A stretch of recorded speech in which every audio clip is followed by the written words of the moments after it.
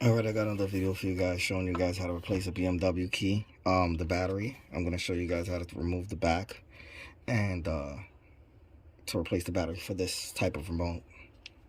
Okay, so you press on the tab here, the little button here to release the emergency key.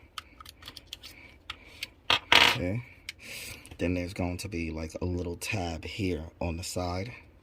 What I do is I get screwdriver, wedge it up like so, which is really easy. That just wedges it up. Back pops off.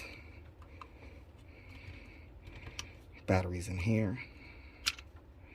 Just pop up the battery like so. Oh, this is the battery type. Just jumped off the table.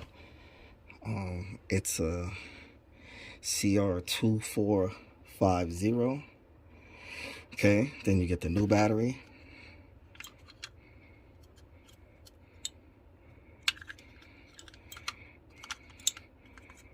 Put it in the remote. Okay, get the back cover. Snaps on like so. Then you get the emergency key. Snaps in like so. And that's it. Quick and easy. You replace your battery on your BMW remote. If you guys have any questions, feel free to ask. Don't forget to like, share, subscribe, and comment. Peace.